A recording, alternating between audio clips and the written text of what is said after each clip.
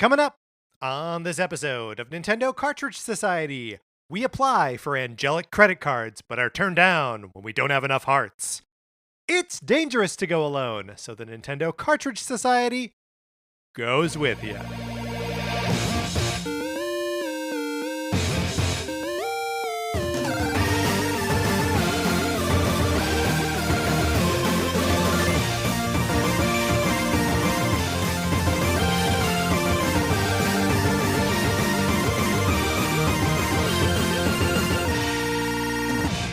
Welcome to Nintendo Cartridge Society. My name is Patrick Ellers, and I am joined, as I am always joined, by my co-host, Mark Mitchell. Mark, how is it going?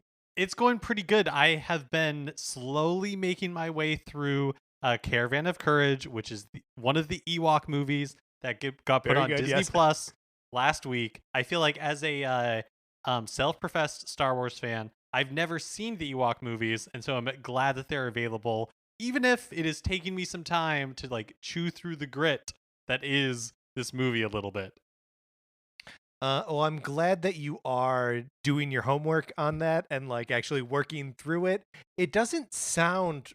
Are you having fun? I am having fun in the like 15-minute intervals that I'm watching it where it can like hold my attention. Yeah. Before I Yeah. like drift and realize that I'm like not paying attention anymore at all. But in those 15 minutes, I admire the craft.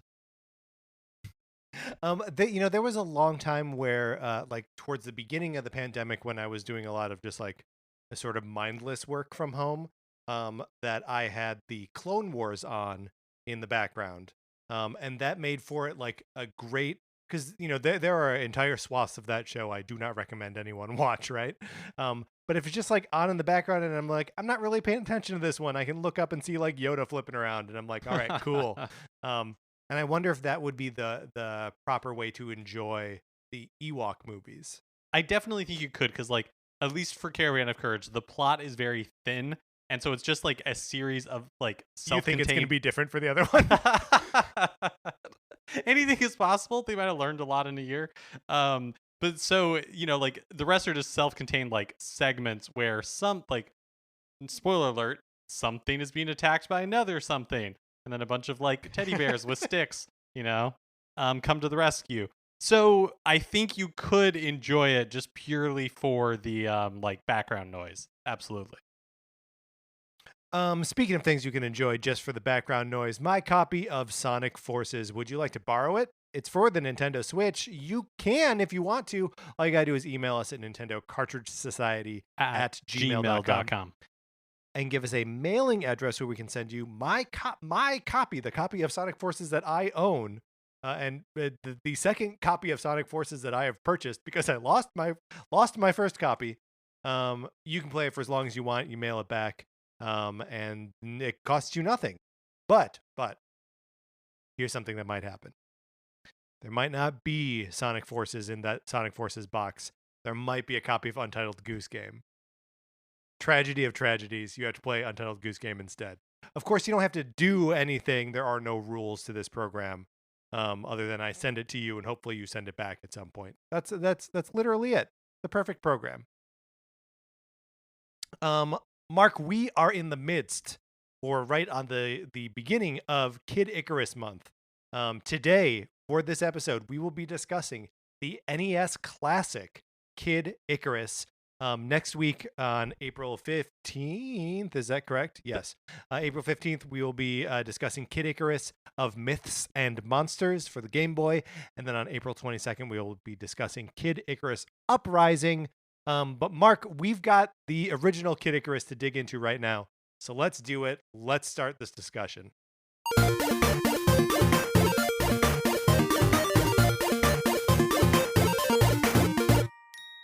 Kid Icarus is a NES game from 1986 that I kind of want to just start.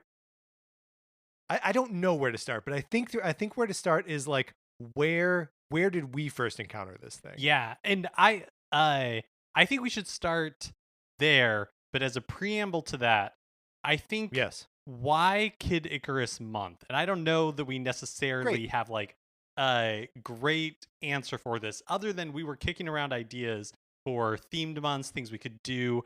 And uh, Patrick, you brought up the idea of like, oh well, I'd love to like replay the Kid Icarus games or something like that. And I'm wondering if you remember like what it where the germ of the idea came from, if you had been thinking about these games, what necessarily or what if anything brought them to mind. Well, so I think one of the things that one of the things that we like to do with our themed months, and maybe like last year, last April was sort of the inverse of this, where we just played like the greatest hits on the Super NES. We sort of like to go for like stranger games or like slightly more slept on games. Like we did the bizarre sequels. And did like Simon's Quest and Star Tropics 2 and like a couple of other games that are just like bizarre games. And one of the things that you had suggested was like, what if we did a series that have been like sort of forgotten by Nintendo at this point? And that made me think of the huge number of franchises, like you know the games that there are multiple entries throughout like the decades that like seemingly don't exist in any form now except for it, being featured in Smash Brothers or something. Um, and so for me, Kid Icarus has always been one of those.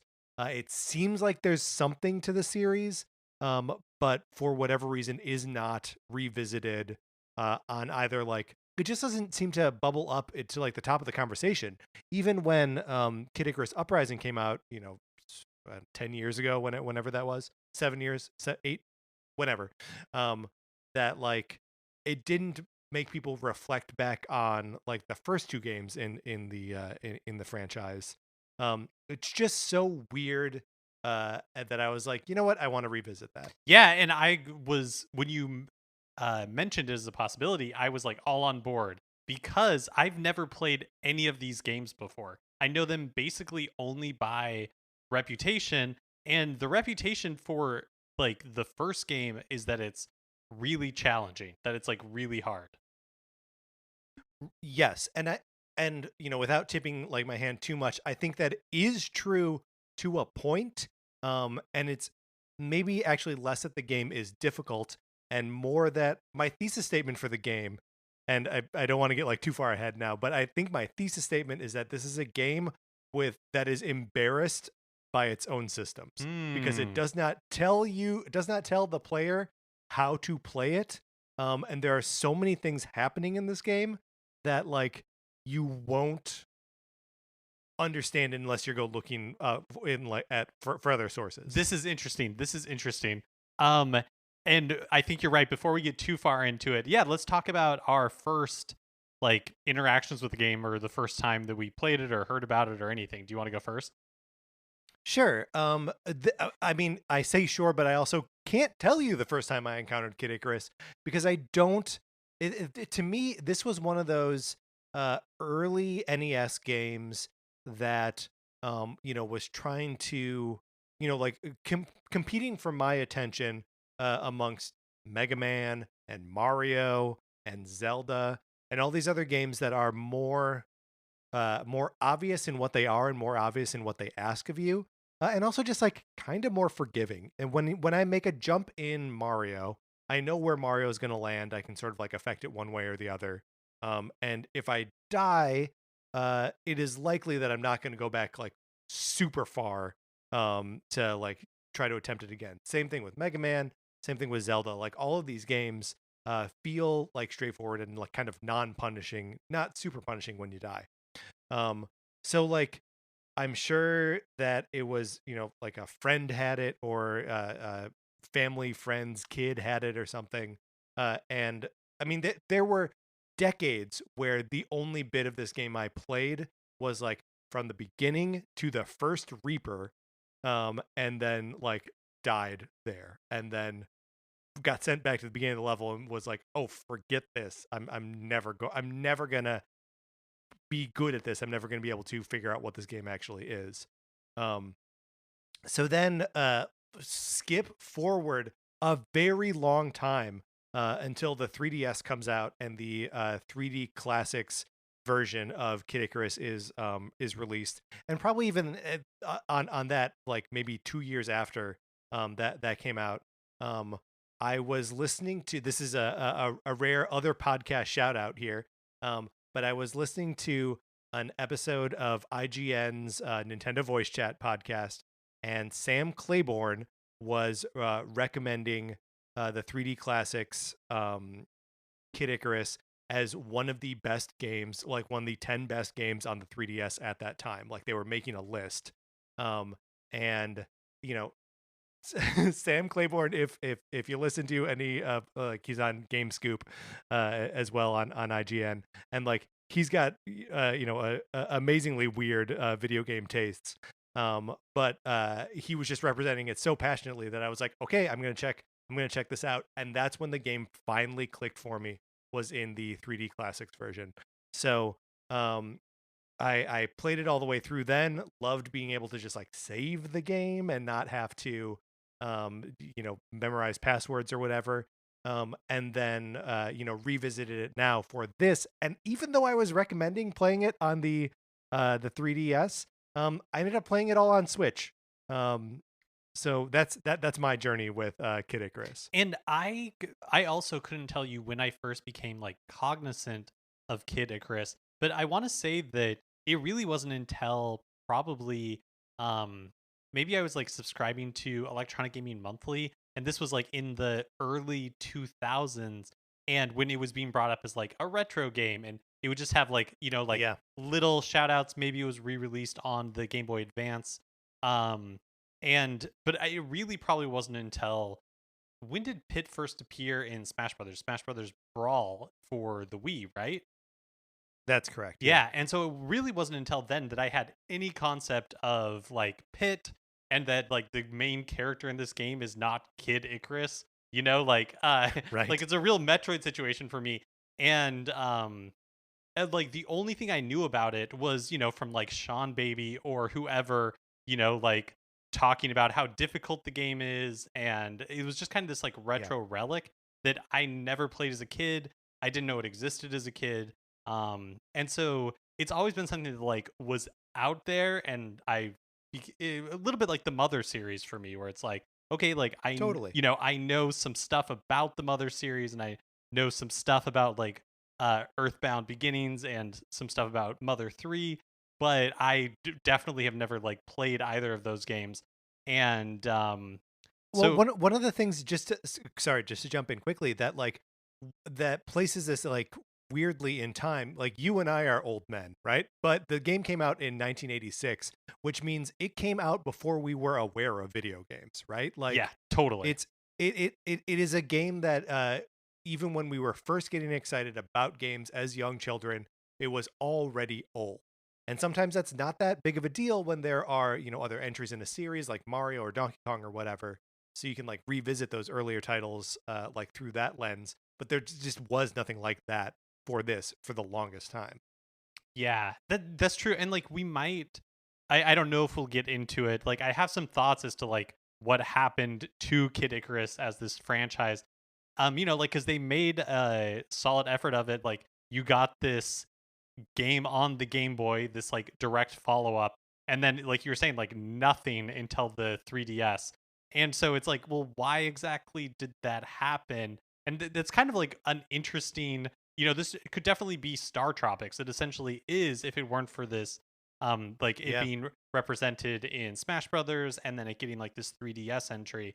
And so like it's interesting to go back to this game, or I guess really for me, like play it for the first time with the mindset of like, what happened? Like, why did this not really continue? Like, why do we not have people pining for like a new Kid Icarus? Because I feel like there's not really, um, there really isn't that. Like, it's not like Kid Icarus Right. is this like pillar of Nintendo franchises that fills some like specific niche that no other franchise can fill. Yeah, and I mean, like I think the short answer, but like it just raises further questions, is like there was no Super Kid Icarus, you know? Um like I feel like the existence or non-existence of a Super Kid Icarus is what makes Kid Icarus a different series than Metroid, right? Like, if there had been a a Game Boy game sequel, which there is for both series, and then a Super Nintendo like refinement to the original, um, that could make that could put Kid Icarus on as solid a like standing, have as clear an identity as Metroid, but like that just didn't happen. Yeah, totally. And I think the question is like, why didn't it Why? happen? And I have theories, which is basically like that Nintendo had other franchises that basically did the pieces of Kid Icarus like better, but they just did them separately.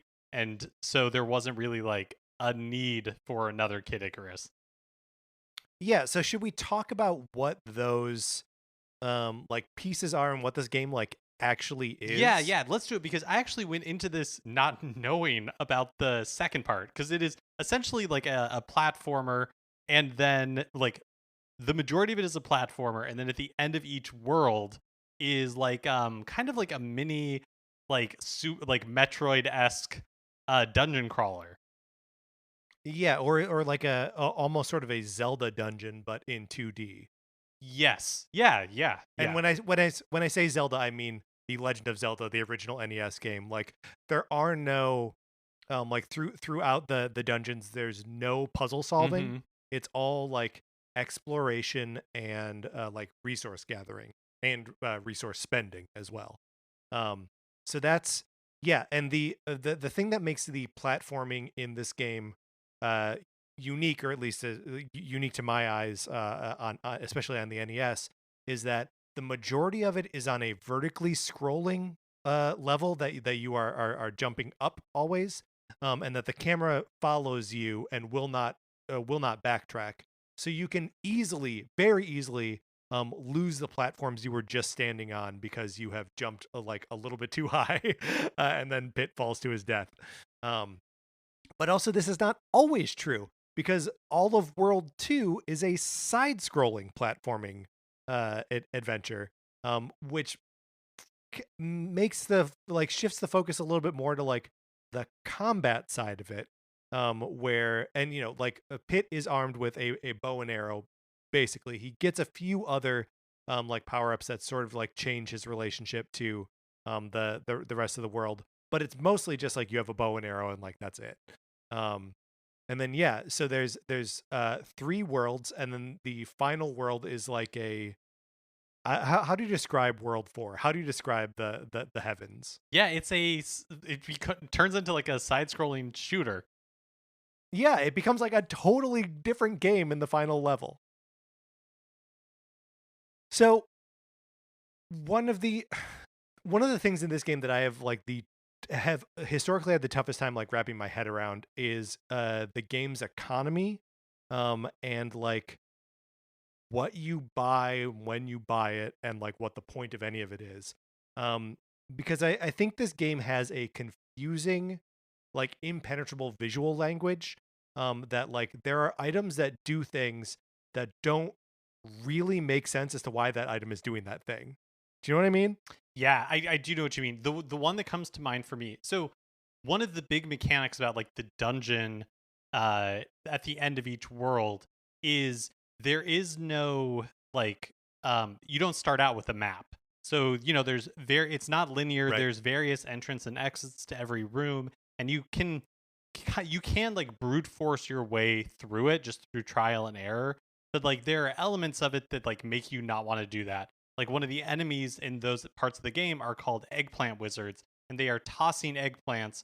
And These if one of guys. them hits, if one of them hits you, you turn into an eggplant, and so you are not able to attack. The only thing you can do is like run and jump. And so you have to make your way to a room that is somewhere in the dungeon, that is like a hospital that'll heal you. And usually it's they're not the hospital is not always close to rooms where an eggplant is. So sometimes you have to, or an eggplant wizard is. So sometimes you have to do a lot of backtracking. So one item that you can pick up in these dungeons is like a map. But then once you have the map, you still need like two. The map itself is Yeah, you still useless, need two right? other items in order to be, or at least one other item to be able to like start like mapping your progress and to distinguish Right. where you are in the dungeon and where you've been. The map itself, all it does is reveal that there's an 8x8 grid. That's it. And like that's all of them. That's all three maps. It's just an 8x8 grid. And then once you have that, you need the torch, which illuminates your specific space on the map, and that's so you the can see where you are. and that's the one where I'm like, I can't even tell what this like is supposed to be a representation of in the game, like on screen, what I'm Yes. looking at. And so like the pencil is the other item, and that one makes sense. Like you're like, okay, great. Like I have this blank map, I have a pencil, but then there's this other like thing that is Yeah. expensive, and I have to earn a lot of hearts in order to like purchase it, but I don't even know what it does. Well, and this is the place where the economy of the game is absolutely borked, right? Because like, especially in the first dungeon that you get to, um, when it's like, okay, now spend 180 hearts on the pencil or the torch. I forget exactly what their prices are, but it's a lot, right? Like a normal enemy will give you 1 heart, a sort of more difficult enemy will give you 5 hearts, and something like an eggplant wizard will give you 10. But like you're also trying to stay alive in these things, and you're like, okay, well, there's the cup which you can get to drink, which will restore your health, and that's 210 hearts. Like, it's expensive to do anything. And then also, like, one of the other little mechanics in the dungeons is that you're supposed to be using hammers to set the sentries free. And I mean, mileage varies on like how useful they are. But they join you in the final boss fight in each of these dungeons, and each hammer costs 20 hearts, and then you have to find a century statue, use the hammer on the statue to free the century. And so like, and there are upwards of like 20 of those in each of the dungeons. So like your costs add up fast. And especially when you're like, I don't know what this one does. Why do I want the barrel, for example? Well, did you know about the haggling mechanic? What? Okay. No? How do you haggle? So that's one of the weird things about this game is that there are so many like hidden or unexplained features that I genuinely don't know how you're supposed to learn about. Because I went and looked up the original like NES manual for the game, thinking that like some of these features like haggling, like how many points you have to get at the end of a level to gain strength, like all of that sort of stuff would be explained. It is not. I found out about this because I looked up a guide to help me through the dungeons because I was like, I don't want to map this out. How do I just like get through this dungeon? And there was something about like, oh, go to the shop and use the haggling mechanic, and I was like, whoa, whoa, whoa, whoa, whoa, what? So basically, when you are in a Tell me shop, about this. What yeah. is So this? if you're in a shop and your strength as a character is higher than the world that you are in. So like if you are Okay. in world 1 and your strength is 2, then you can haggle with the shop owner. And basically what you do, I think in the original game it's press A and B at the same time.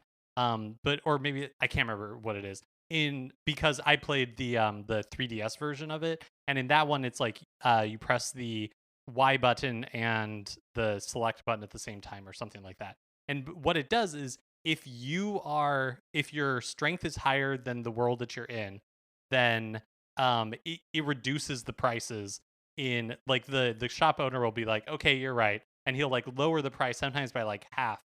But if you try to haggle and your strength is lower than the world that you're in, so if you have like 2 strength and you're in world 3 and you try to haggle, then he'll like be like, no way, and he doubles the price or he raises the price Oh. significantly. So that's how you can like get some of these items for significantly cheaper, is by haggling. But again, how you're supposed to know how anybody ever found out about haggling, I don't have any idea because it's not mentioned anywhere. It's not mentioned anywhere.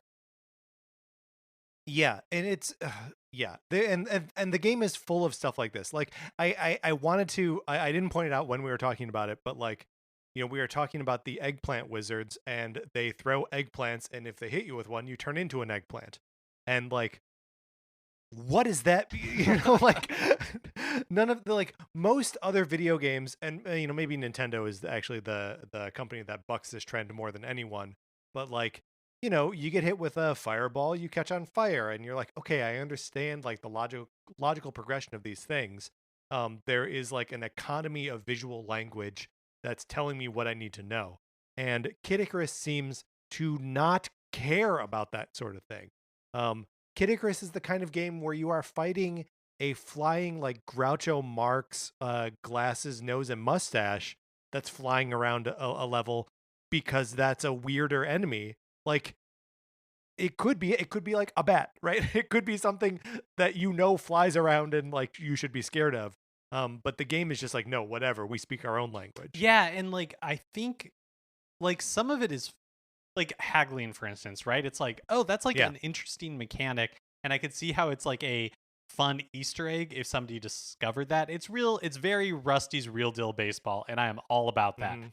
But the fact that it is kind of like to me, the economy of the game, like you were saying, like how many hearts you need in order to purchase items, especially if you don't like, even for me, even with haggling, sometimes I was like, I don't have enough money to pay for this. But without haggling, then you're like, how am I supposed to get 500 hearts? How is that even Right. like possible to buy this one chalice to get like one unit of health back? And so it's like, Yeah. so it's the mechanic of haggling, that's fun. And if it was explained, like I don't expect a game of this vintage to explain that mechanic like in the game itself, but if it was explained in the manual or something, or at least gave a hint to it in the manual, then it's like, oh, okay, like that's fun. That's like a cheeky way to do this. And I think a lot of the mechanics in this are like cheeky in that sort of way, but the where it falls short is that it's so opaque that it makes like, if you Yes. don't know these cheats, if you don't know this stuff, and the game goes out of its way to not tell you about it, then like it just makes the game like too hard, like not fun. Yeah. Well, and you like to that point of like being like too hard and or not fun. We already mentioned that the eggplant wizards have this like ability to have this like attack that damages you in a way that feels permanent, right? Because like then you got to backtrack to this a hospital area to get uneggplanted, and maybe you don't even know where that is yet. But like there are also these little dudes that hop around that steal your weapon upgrades. And if they hit you, and you can't kill them, right? They just like hop around. You just have to avoid them. But if they hit you, they take away one of your weapon upgrades, and that can be the increased range on your bow, that little like shield thing that floats around you, or the like fire arrows that have like a little like zigzaggy pattern to your shot. And all those things are great upgrades to have, but it feels like you're being tortured when those upgrades are taken away from you. Yeah. Well, and it's like the crystals of protection or whatever they're called. They're like two little Yeah, crystals that swirl around you and to form like a protective shield against some enemies. It doesn't seem like it affects all enemies. I might be wrong there. right, But that's another one where it's interesting because you can have the upgrade in your possession, but if your health drops below, I think it's like 3 units of health, then you're not able to use them. And that's not explained in the game.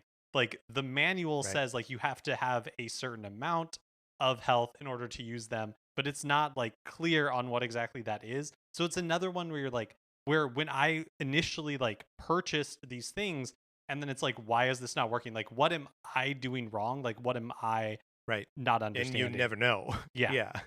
That being said, like I liked this game. Like I had fun with this game more than I expected to. Like I expected it to be unfairly difficult, but I played the 3DS version and I did not find that to be the case at all. But then I tried to play the NES version to see what the differences were, and that version of the game is not fun. Well, yes. So this is I guess let's move into like the sort of differences between the two games. and because it is so small, the difference between the way Pit jumps, and in the 3DS 3D classics and the original, it's just it is the difference between like just the way he falls, Yeah. right? Just the bottom of his jump is different. That if you are pushing the A button like kind of rapidly to sort of like simulate him flapping his wings as he lands, he slows a little bit, and you can correct a jump, and you need jump correction in this game because Pit is kind of slippery, especially for the amount of platforming they make you do on platforms that are 1 pit length wide. And if you miss that jump, you die. Well, and um, especially like you said in the first yeah. level, it's like vertical scrolling, so you're climbing up out of this level, and so if you fall off, something, and the screen has moved up to the point where like the platforms that used to be below you are no longer like visible on the screen, you just fall right off the screen and you die. And then you move into the Yes. second world, and the second world is all vertical or all horizontal scrolling, and so it's much easier because like there's a lot less of that like disappearing platforms, so you have like much Yes. surer footing. But so I think the jump makes like a huge difference for sure. But like in a lot of other ways, like the other like quality of life improvements they made to the game just make it so much less infuriating to play. Like your progress is like automatically saved. So that of course is Super helpful. huge Yep. because the original Kid Icarus game is it's a password based. So if you like die even one time, there's no like life system or anything. So if you die, all you get is like, oh, your game is over. Here's like a 16-digit password that you can write down and then manually enter. And on the Right. NES Switch Online, you can just rewind and like start over. You can go back like a few seconds, but if you need to redo a whole level, you're better off just like restarting, and because entering the password is just a nightmare. Right. And so like on the 3DS Classics version, you're doing like a level, you die, you start at the beginning of the level, and I think I don't know exactly how it does it. It might just be like however many hearts you started that level with, it like resets you, and you start with like that many number of hearts again. And that is like that's huge. That makes the game, that's like another like small change, but in comparing the two, it's like, oh, this makes such a huge difference in your tolerance of Yeah. playing this game. I mean, it seems like a small and like hugely superficial thing, but the fact that the 3DS classic version of it adds backgrounds to each of the levels, I find to be super helpful. Like, normally what you see in the background of especially the first world is just a black screen, right?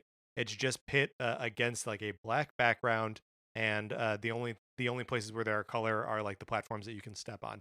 In the 3D Classics version, like you sort of see like the landscape of hell in the background, right? It's like rivers of lava and like big red mountains and stuff. Um, and it's fun that it's like obviously a higher fidelity image in the background, and then these like chunky 8-bit graphics in the foreground. But like it just makes the whole thing feel like the setting is so much more obvious and therefore so much more compelling, at least to my eyes. Like I don't know how that read to you. Yeah, totally. And I actually played a lot of this in with the 3D turned on, not because it was necessarily helpful to the game, but it actually looks cool. Like playing this in 3D Yeah. is cool. Um Yeah, well, because it's just like straight diorama mode, right? yeah, Like it's just like totally. the background is far away from you, and everything else is close, and like yeah, that stark contrast is really fun. The other thing I noticed with the 3DS version is that like the enemy movements are more, I guess like I would say like consistent. In the sense that Mm-hmm. in playing a little bit of the NES game, like some of the characters or some of the enemies that'll fly in, and like a group of 5 or 4 of them will fly in, and they're kind of doing this like sine wave pattern around the screen. On the NES version, they'll like break up faster, or like 2 of them will go one way, and then like the other 2 will start like doing their own thing, and that is much less the case in the 3DS Classics version. It's like when those characters come on screen, they are Yeah. generally like staying in a group and in a fairly consistent, like recognizable pattern. And just like that's just another like small thing because the game is the enemies are like relentless in this. Yeah, they keep coming. Well, and so I just to speak to that specific point, the NES game is weirdly buggy, like especially for a Nintendo game. There are points where, like entering or leaving, like those rooms, in like the first three levels of any world, where I noticed that like my heart counter was replaced with like images of Pit's face three times. Um, or like if I'm in a dungeon, sometimes a snake will like hit the door on one side and just sort of like teleport to the other side. Like and like you say, the sort of like breaking up of the enemies that are like supposed to be flying in formation. Like I think one of them just gets out of sync with the rest of Uh-huh. them, and like the NES just like can't keep up with it, and it's like, well, I don't know, it just goes. Like I had this time playing through, and this is the most, I've played Kid Icarus previously, but I played this game the most in the last like 4 days. I have been through the game probably like 4 times in the last 4 days, and like saw a lot of glitches and a lot of just like little performance issues. So I think it is just a better, like a functionally a better game on 3DS. I do want to talk about the like in the platforming levels there are kind of like side rooms that you can step into and Yes. there's a number of like different things that you might encounter in these side rooms and I do want to talk about them a little bit because some of it is like interesting. It is also again with some of those kind of like mechanics that you just kind of have to figure out. It's not really explained to you. So as you're doing platforming, you'll see different doors and you can go into them.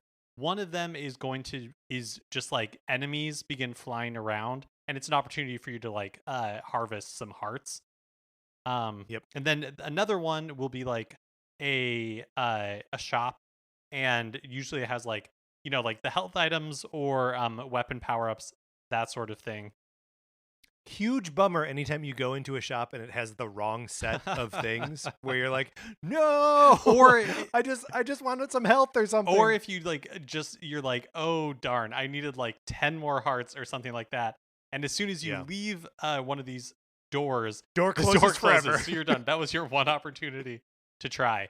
Another one you might encounter is this room that just like has a bunch of different platforms and it has there on each platform is like a vase or a vase.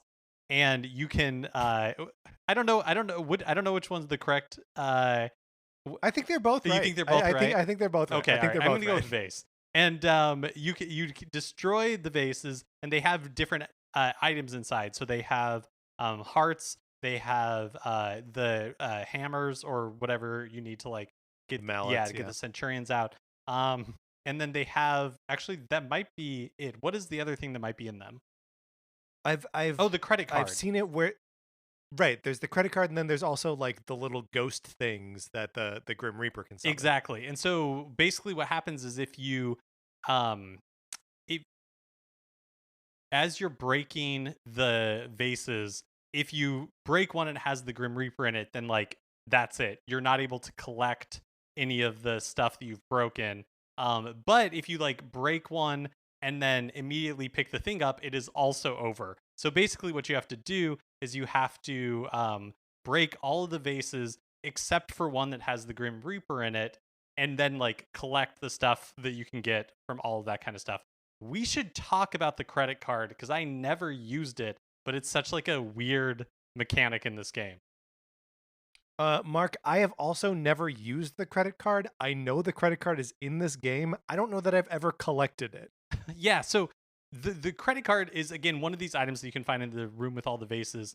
And my understanding of what you can do with it is if you go to a shop and you don't have enough hearts to buy things, you can use the credit card and you can purchase something with the credit card, but then you can't purchase anything again until you have paid off your debt.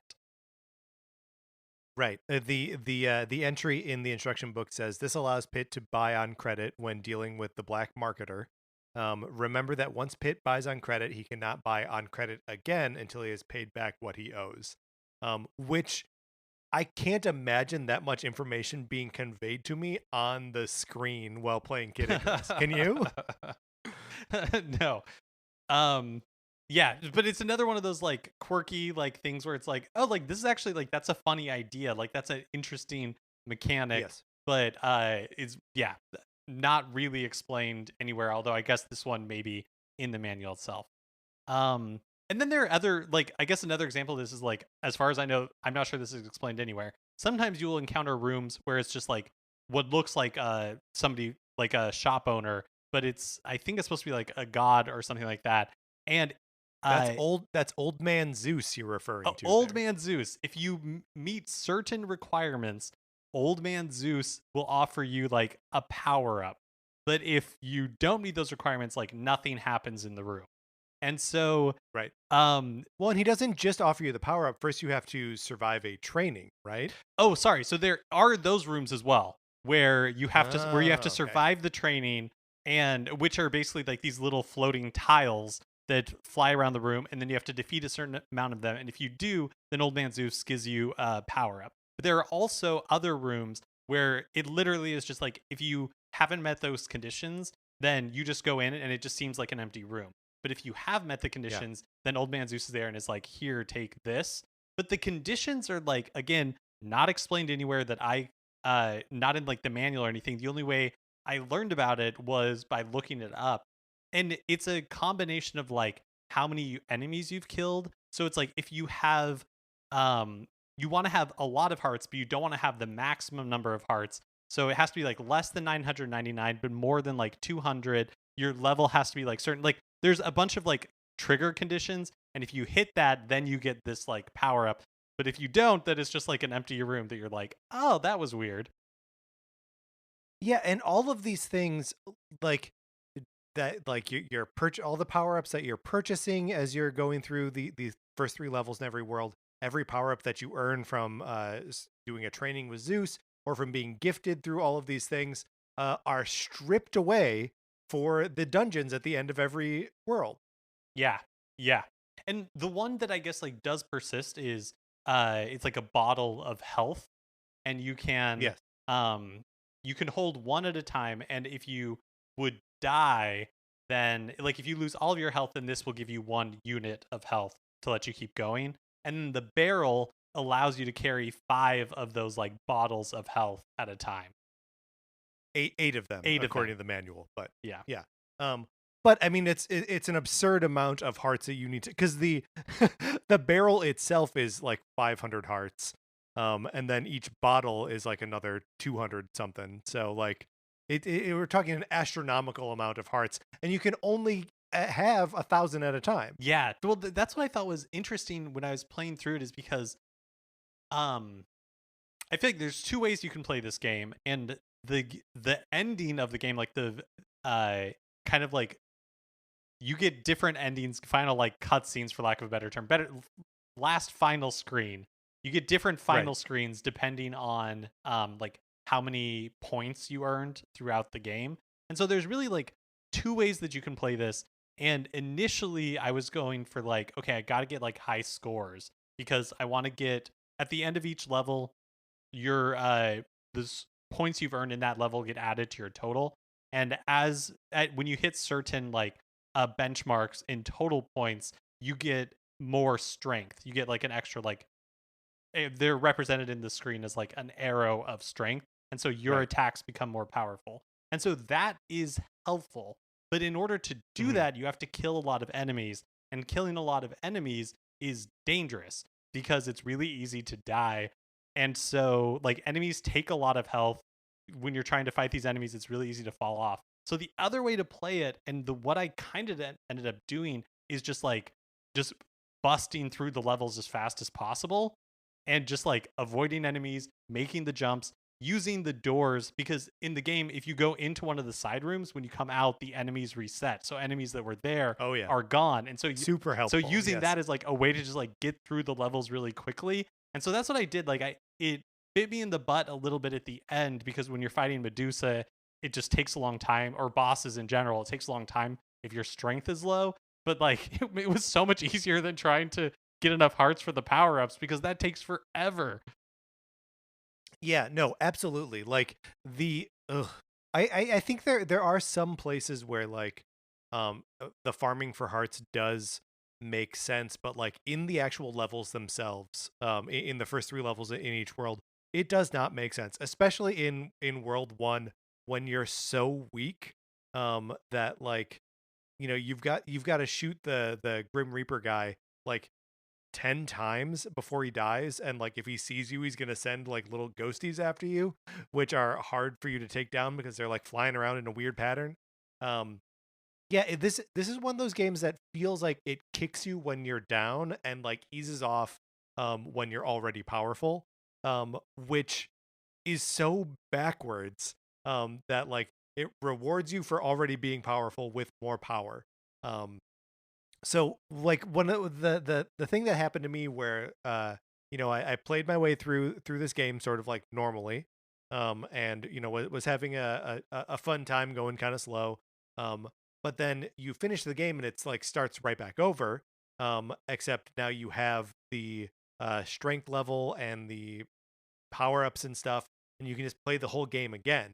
Um, and playing the whole game again was way more fun, like way more fun, because then it just becomes the sort of like arrow slinging like action game during the first three levels, and sort of a cool dungeon explorer in the dungeon sections. Um, and like I honest to God played through the game three more times in this like new game plus sort of like powered up mode because it was so fun. Oh, that's so interesting. But now that you're saying that, like, I can totally see how that's true. Like, doing those first levels, but being powerful enough to not have to, like, constantly be fighting for hearts would be super fun. And that actually makes a lot more sense with. So the final screen, like I was talking about, it changes depending on Yes. how many points you have. Again, I didn't realize this until afterwards. I was like looking up information about the game because I think I got like the lowest ending, which is essentially like uh Palutena like is like, hey, thanks for your help getting rid of Medusa, and like you Pit is represented as a number of different things. I was like a farmer, where it's like, great, like okay, I'm out of hell and now I am a farmer. But you get Right. like bigger and buffer, and like I think the last one you could be as like a soldier, a centurion, or something. And it makes sense that like, oh, it would be easier to get like those better endings if you were playing like your second or third time through the game. Yeah, and that was definitely true for me too, where like the my first time through, there is like a version of Pit that just has like the Centurion helmet on. And so like that's what I got my first time through, and then the second time is when he like doubles in size and is just Palutena's size, but is like beefy and like flexing. Um and it's cool to see like those little bits of change, and especially when you are like replaying it like new game plus style, that like it doesn't take that long. Like you can do a lap through this game when you're powered up in about an hour, right? Like um and it just is like a fun, quick, rewarding thing to do. Yeah, and like again, like so not cheated, but like I did not play the game the way it was intended. Like I did not Yeah. map out the dungeons. I like saw that that's what it wanted me to do.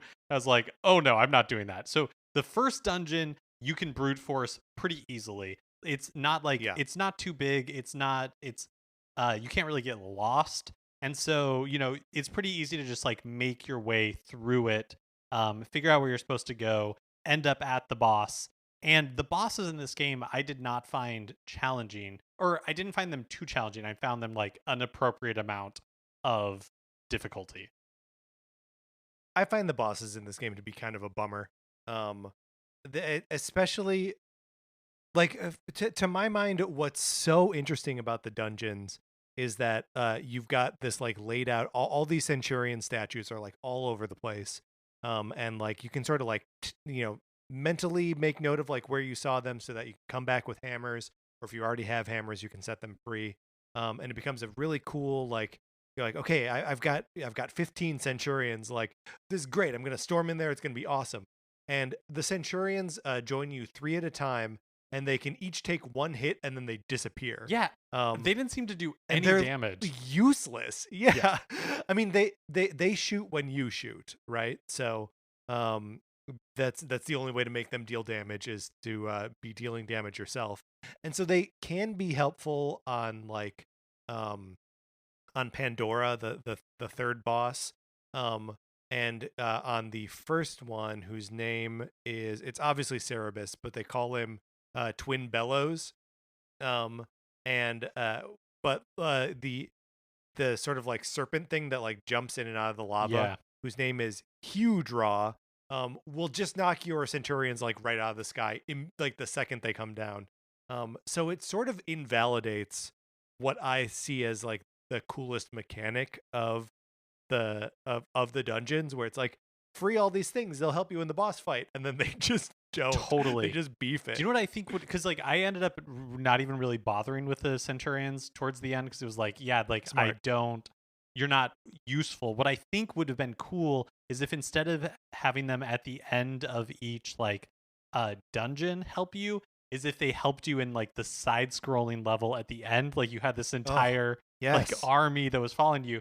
That would have been cool. But oh, before we like, because I do think we should talk about that like final level. But Yes. what I originally want to say about the dungeons is that like yeah, like I didn't keep track of how long this game took me to beat take how long it took me to beat the game the first time, but it couldn't have been more than like 4 hours maybe. Um, and but that is because like for that third dungeon especially, I was like, I'm just using a guide to tell me where to go because I did Third not want to dungeon map it is out. is a problem. I did map it out. Like, I got out paper and folded it into 64 pieces, and I made a map, and I feel like a maniac. But I've got it all color coded, so I know where all the centurions are. I wrote down where there are those weird spear rooms where the spears come out. I wrote down every eggplant wizard, every eggplant hospital, every health spring, every store location, and the boss. And just like what ladders are one-way ladders, what doors you can go both ways. And it took me forever to map this place out. But on my subsequent playthroughs, it means I could just like run right to the boss, and not mess around with the centurions at all. We'll post that on like our Twitter or something. But like, it was very useful, and now I want to keep this forever. I know this document exists online already. I know it does, but this one's mine. I made it. How do you feel about like the because I think what makes Kid Icarus unique, or at least among Nintendo franchises, is it does have this um like these two mechanics and really three mechanics that make up the game, but it's like, oh, you have Yeah. platforming, then you have this like self-contained dungeon, and which is kind of its own thing, and then you go back to platforming, and then at the very end you have this like side scroller which is unlike anything that's in the rest of the game. I felt like it actually felt like cohesive, like it made sense, where it was like, okay, like Yes. I have done I've done the platforming to get to the dungeon, and now unlike a Mario game where like the dungeon is kind of more the same, it's like, and now here is a different kind of challenge befitting this end of the world. Yeah, I this game does something that I think is really remarkable for um, you know, early NES games, is that it genuinely feels like the scope of it is big, right? Like, it feels, when you are doing the first couple worlds and you're just traveling vertically, it can feel like a bummer, right? Like, it is a weird challenge, and we've both talked about how like we don't like that the platforms like disappear and you can easily fall and die doing like simple platforming. But then you're sort of set free by this like rudimentary dungeon that like is like, okay, no, we're gonna chill out a second. There's no like insta death here. Like, you know, learn to get around this space. And then, and like, we're saying there are like three different games within this game, but I really think the second world, where it's the horizontal scrolling, is a totally different flavor than the vertically scrolling. It totally feels different. Absolutely. So that by the time like, and it makes it feel like you're on a journey. Like first you're getting out of hell, and then you're traveling across the earth, and then you're traveling up to heaven, and then you're flying through the heavens. Like it does such a great job of convincing you of this absurd scale. And by the time you are battling Medusa, who by the when you get to her is a giant head that takes up like half the screen. And this is, in an era before sprites that could even be that big. Like I'm not totally sure how they achieved the illusion of it. Um, like it's just, it feels appropriately epic. Yeah, it really does. And you're it's such a good point about like the vertical scrolling turning into the horizontal scrolling and then vertical again, kind of like telling that story. Because you really Yeah, the environments, especially in the 3DS version, which benefit from the background, again, like really tell that story without having it to be like without it having to be explicitly spelled out in yeah. like a cutscene or dialogue or anything like that. Um Speaking of the story, uh, I do want to get into why is this called Kid Icarus? Let's unpack all of it, man, because like it is definitely, it's called Kid Icarus, but the title screen says like Angel Land Kid Icarus, right? Like Angel Land is some part of like the title, maybe. And it And- uses like some of the trappings of like Greek or Roman times and themes, and it has like Medusa yeah. and all this kind of stuff. But the story, at least in its translated like localized version, is about like angels. Yeah, just angels. Well, and like you've got they're like the two main like deities, the two main forces in this game are Medusa, who is like the queen of the dead, right? She's sort of like Hades in this. And Palutena, who is made up, Right. right? Like for all of the things that like this is borrowing clearly from like Greek mythology. And but like I mentioned one of the boss's names is Pandora. But like don't dare confuse that with like a girl who opens the box with all the world's evil in it. It's really just a face that floats around the room, and like maybe the face is a little black facey and it makes me uncomfortable. And then I mentioned there's a boss called Twin Bellows, who is basically Cerberus. It's a three-headed dog, right? So like there it is borrowing so much, but like refuses to commit to it, and I cannot tell you why. But like Kid Icarus feels like the same thing, right? Where it's like we're borrowing the idea of Icarus, the boy with wings, with Daedalus's wings, but we're not actually doing it. We're just borrowing the superficial idea of it. Yeah, and I feel like that's probably, like you're saying, why it got the title Kid Icarus. Because it's just like, okay, like Icarus is something that people are familiar with, and so we can it evokes an idea, I guess, of like the setting, even though it isn't it specifically. We will call it Kid Icarus because Pit is a child, but as far as I can tell, that's it. Like that's as far as it went. It's purely just banking on the name recognition of Icarus. Yeah, which is, I mean, it's a choice. What is the I haven't actually read the like story. Should I read the tale of Kid Icarus from the instruction manual? Sure. It reads like this. It's several pages. Uh, Let us go back to the distant past, to an age when the gods and man lived together in harmony. There was once a kingdom called Angel Land. This kingdom was ruled by two beautiful goddesses, Palutena, who administered light, and Medusa, who ruled darkness.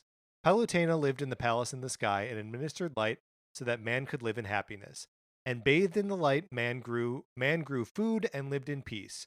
However, Medusa, the goddess of darkness, was different. Medusa hated mankind. She took great pleasure in drying up crops that man took great pains to grow, and in turning people into stone statues. Oh, so she's also turning people into stone. In her anger, Palutena changed Medusa into an ugly monster and banished her to the deep, dark underworld. For being changed into this ugly monster and forced to live in the underworld, Medusa promised to take over the palace in the sky where Palutena lived. So great was Medusa's anger that she joined forces with the other monsters and evil spirits of the underworld, and Medusa's army soon began to surpass Palutena's army's strength. Soon a war between Palutena and Medusa began. Medusa led a surprise attack on Palutena's army, which could barely fend off the attack. Palutena's army suffered major losses and was heavily defeated in the final battle. What's more, Medusa's army took the 3 sacred treasures, the mirror shield, the arrow of light, and the wings of Pegasus, away from them. Almost all the warriors in Palutena's army were turned into stone statues, and Palutena herself was imprisoned deep in the palace in the sky. The peaceful realm of Angel Land came to be inhabited by foul and terrible monsters and was turned into a land of darkness, ruled by the wicked Medusa. There's a few more pages of this. I'm almost done. Locked in the depths of the palace in the sky, Palutena's strength was drained to its last. As a last resort, she sought the help of an angel youth of the angel youth Pit, who was being held prisoner, locked deep in a dungeon in the underworld. Pit was a valiant warrior who used to be in charge of Palutena's personal bodyguards. Armed with a bow and arrow brought to him through Palutena's magical strength, Pit attempted an escape from the underworld. The guard at this time was low. What? The guard at this time was low in number as Medusa's army had advanced to the palace in the sky. Pit succeeded in his escape and set out for his long adventure to rescue Palutena. Yet to defeat Medusa, he had to get the 3 sacred treasures. Will Pit be able to restore Palutena's light and return it to Angel Land? Only you can answer that question. Holy cow. I mean, I see what Sakurai, like, there's a lot there that if you wanted to tell a story, I mean, I have no idea what the story in Kid Icarus Uprising is, but there's a lot there that you could go into. Again, the central question of why it's called Kid Icarus, yeah, great question. Remains.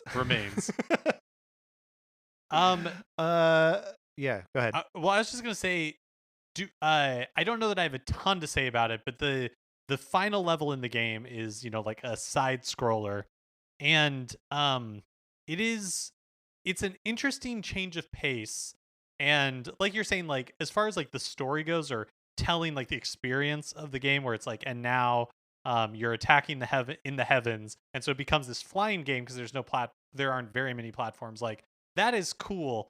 But it doesn't feel, I don't know. I'm kind of torn on it because on the one hand, like, it's unlike anything that came previous in the game. So like, it's not like you're learning, you were mastering these skills and now you're putting them to use in the last level. On the other hand, it's because it's so different, it actually kind of feels climactic in a way where it's like, oh, this is different than anything that has come before. Like, this is a big deal.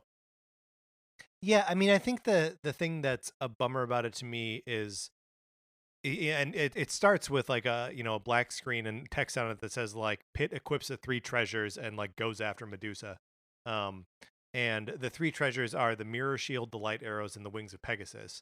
And you've collected the third of those treasures, but you collected the first 2 like earlier in the game, but you don't use them earlier in the game. If you like could use the mirror shield while you were playing like levels 2 and 3, and then also the light arrows while you're playing level 3, like that would be interesting. And then the wings of Pegasus being the thing that's like, all right, bam, up in the air, that feels so much cooler. But like, it's just not, it's not really building to that one thing. It's just like, now we're flipping that on. Yeah, and I feel like that's kind of a problem throughout the entire game, is like level to level. It would be cool if, like, as you got more power, your arrows got like more range or something like that. But those 2 mechanics are like divorced from each other. So it's like you're getting more powerful, and so you can defeat enemies like marginally faster, but it doesn't really, nothing else about Pit is changing. And that feels like would be something that's cool, where it's like, okay, I'm getting more powerful, like my arrows are shooting, like in Castlevania with like a whip, right? As you like level up, as the whip levels up, you get more reach, like you are feeling more powerful, and then it gets reset. And like the way that this game like bifurcates those 2 mechanics, where it's like, yes, you're getting more powerful, but like being able to shoot a lot further is like this weapon upgrade that you have to buy. It just doesn't really like feel like Pit is getting any cooler. Yeah, well, and this is the kind of thing that like there's also like such a limited like visual palette of like telling you when things do change for Pit. Like there are some color palette changes sometimes Yeah. when you get stronger, and like because the game can only run so many colors at a time, it means it changes everything, and maybe that's not the experience on No, it is. It the is. 3D It classics. is. Okay, which is it's just wild that like it has to change the whole palette. Um, where it's like this is the kind of thing that I feel like would be ironed out in a super Kid Icarus, right? Where the changes to his abilities would be obvious, like what you have equipped and not equipped, how to use items, like everything would just be, um, just ironed out. Like I feel like the game, this feels like a rough draft version of this game, and in reality, it just means it's a 1986 version of this game. But you're totally right. I feel like what you were saying about Metroid and Super Metroid is so spot on, where it needed that Super Metroid esque refinement to really like Yeah, solidify how this game could work. Because the ideas are cool, and some of them are funny, and it's like an interesting take on like how to do power ups and like having this credit card mechanic and all that stuff is so interesting, but it feels like such a rough draft. yeah, yeah, totally. Well, and it's also like it's steeped in the to speak to like the 1986 of it all is like it's still like rooted in like high score chasing, which is such a relic of like arcade gaming, and like it's not an arcade game, right? Like it's very clearly an at home adventure that you're going to spend several hours on and write down passwords and whatever. Um, but like yeah, that it's all like kind of locked behind chasing a high score that upgrades you in kind of invisible ways. Um, yeah, it's all stuff that just needs to be made more obvious. Um, but I mean, you mentioned that earlier. You were like, you did enjoy this game. I really loved playing this game the last couple days, especially after like clearing my first playthrough and like doing my careful map of World 3-4, um, where like I could just like run through the game and feel powerful. Like it's a fun game when you've got your mind wrapped around it. Yeah, I you had mentioned it before, and so that's why I played the 3DS uh classics version, and that is hands down the one I recommend to anybody if it is available to you. The Yes. quality of life improvements are just they're priceless. Like it is worth the cost of the game, which is not that expensive. I think it's less than $10 for sure. But yeah, I really liked it, and what found surprising about like I liked it in the sense that there are different ways to play this game, and that was fun and exciting to me, where it was like you Yeah. can go like slow, and you can try to like max your power and do all that kind of stuff, or you can just try to like book it, and by doing that you're not going to have as many power ups, you're not going to be as strong, but it makes the game easier in some ways. You just have to be like crafty in the dungeons where like the strength really pays off. Yeah. Yep. Um Before we never have an opportunity to talk about them again, how did you feel seeing the Metroids in this game? The Metroids. Yeah, so they call them Komoyato. They're just like one of the like little sets of like flying guys that you start to see in World 3 in your ascent to the heavens. They're like little Metroids. Oh, I don't think I made the connection at all. It was being developed by a lot of the same people, and like as the I was reading up a little bit on like the development process for this game, which started off with like a much more serious tone, and then they started adding things like the Groucho Marx glasses and the credit card and the Metroid, and they were like, well, forget it, it's just fun and funny and weird. And now forever, that's what Kid Icarus is. Yeah, so I'm looking at the list of enemies because after you said the Metroid thing, but I'm looking at this list and I feel like the sprite work does not do these characters justice because it's like, oh, the Pluton The fly, drawings are a wild. flying robber, and it's like, what? I don't remember this being in the game at all. What is it? Who is this guy? Who's this big like muscular guy who's blowing fire? Like, so I think there's a lot of nuance in the uh art that did not make it into the pixel form.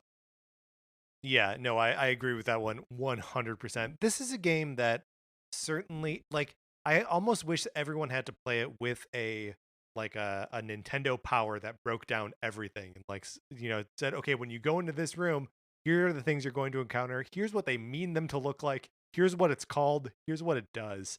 And yeah, like here are your options on how to deal with it. Because again, the game just simply does not uh does not spell anything out for you. Is it you were saying that this shared some development staff with Metroid. Does that also mean that it shared development staff with Super Mario Land? Because this game reminded me of Super Mario Land in the way that it's like just kind of like weird and it has mechanics that like are close to what you're familiar with but are off in just like enough of a way where you're like this is kind of bizarre. Like this whole thing is so bizarre. Yeah, it's super weird. And I wanted to touch briefly on just the different ways that Kid Icarus is represented in other sort of like Nintendo games. Most notably, and the one that I went back to visit was it appears in NES Remix Volume 2 on the Wii U. And I like after playing it a bunch the last couple days, I was like, oh, what are the individual challenges that it like stakes out for you. And it's hard because the game doesn't really have individual challenging moments. It's more like a big smear of challenge from beginning to end. Um, and the individual challenges that it pulls out are like get affected by the eggplant curse, get healed, and then like now kill the eggplant wizard without getting hit by the curse. So in perfect NES remix fashion, it teaches you how to play the games. So it was cool to see that there now like revisiting that. There are also some like really neat remixes of levels where it's the vertical scrolling levels, but the camera is constantly like drifting to the right. Um because the games are based on like a wraparound mechanic, right? Like you walk off the right side of the screen and you appear on the left side, which means that it is infinite, right? And so it just like the camera just sort of like constantly rotates the thing, which was another kind of like cool way to experience the game and made me wish that like the whole game really did that. Yeah, that sounds interesting. Man, I wish they would bring those remix games to Switch. I would Oh, love to they're play so them. good. They're so good. Um, and then obviously we talked about Pit being in the Smash Brothers games, starting with Brawl, and then the rest of the with Smash 4, Palutena and Dark Pit being like additional characters there. Um, but then Mark, do you remember the? Oh, I'm gonna forget the name of it now, but the Saturday morning cartoon with the kid who like traveled into his Nintendo and he had an NES controller belt buckle and he carried like a zapper with him and his buddies were Simon Belmont, Mega Man, and Kid Icarus. I believe you're talking about Captain N, the game master. Yes, I am talking about Captain N, that's right. For a long time that was my like strongest impression of Kid Icarus. Yeah, and I never really watched this show growing up. And so I remember seeing like gifs from it later, in the internet life that these sort of things had, but at the time, again, blissful ignorance that this character even existed. I mean, the thing that's very funny about that is like it's a weird, messed up, not accurate to the game portrayal of that character, but also like the game doesn't feel like an accurate portrayal of the character. You know what I mean? Like everything's just so weird in the game. Okay. Um, that's Kid Icarus. Mark, is this a game that you would recommend that people go back and revisit? Yeah, wholeheartedly. Again, I think the 3DS version is the way to do it. But with the NES Classic version being able to, or sorry, not the NES Classic version, but the NES Switch Online version being able to Yep. rewind and kind of like correct those mistakes in real time, is also an interesting way to play it as well. Yeah, and same, and but I think actually between those two ways to play it, it's perfect, right? Because like if you are having a little bit of a tough time wrapping your head around the 3D Classics version, the ability to rewind like takes all of the stress of like the weird platforming out of there. You can just try it again until you get it right. Also, either be interested in mapping out the dungeons, especially the third dungeon, or just look up a map. Like there's no harm, there's no like shame in that. It is too complicated of a level with too many sort of like recursive paths and dead ends, and like do yourself a favor and like look up maps for those. And I guess also you can haggle. Mark, this is wild. I can't believe there's a mechanic in this game I didn't know. I'm excited to check out the Game Boy game for next week, because that could I feel like that could easily go bad real fast. Yeah, no, and this is my fear, because like I don't know that I've ever gotten out of the first level in the Game Boy game. And obviously we'll talk more about it next week, but like yeah, this game has so many hurdles to loving it, and I cleared those hurdles and now I love it. But I'm now looking at a different set of hurdles on like a Game Boy screen, and I'm like, oof, all right, here we go. Yeah. I mean, I'm looking forward to Uprising too. I think this is gonna be a fun month. All right, Mark, let's close this out. If you're playing along with us, we would love to know what your experiences are with Kid Icarus so far, or if you have any observations about Kid Icarus of Myths and Monsters for next week. So you can always email us at Nintendo Cartridge Society at gmail.com. But that's going to do it for this episode of Nintendo Cartridge Society. Remember, please rate, review, and subscribe on Apple Podcasts. If you like the episode, you can share it on Facebook or Twitter or wherever you share stuff. It helps us out tremendously. When you do, you've got someone in your life who wants to hear us talk about Kid Icarus on the NES. That's always a hot topic of conversation. Look, is this a weird, outdated topic that like we have no business talking about it at this point in 2021? Maybe, but I'm having a good time. You can follow us on Twitter. I'm at Patrick_Ellers. Mark is at MKE Mitchell, and the show is at Nin Cart Society. We also have a Facebook page, which is just Nintendo Cartridge Society. Olivia Duncan made our logo. Our theme music is provided by 8-Bit Betty. You can get more of his music by going to 8bitbetty.com or by listening right now.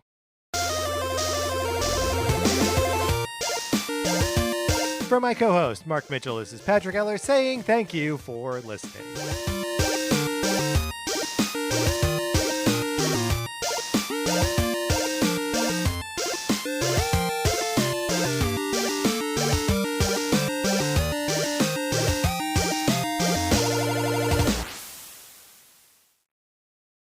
Hey, Oscar, Rachel, do you like Disney movies? Yeah! Have you seen all of them? Yeah, we saw all the Disney animated movies. And we saw all the Pixar animated movies too. How about the DComs? What? The Disney Channel original movies. You should listen to our podcast, Inside the Disney Vault, because we are watching all of them in chronological order. Yeah, and we do fun segments like we cast each other. That's right, and my favorite segment, Zaddy Watch, where we rank every single DCOM daddy. Ooh, you can listen to all this fun stuff on our podcast, Inside the Disney Vault on Campfire Media, wherever you listen to podcasts. All right, guys, let's get back in the vault. It's cold out here.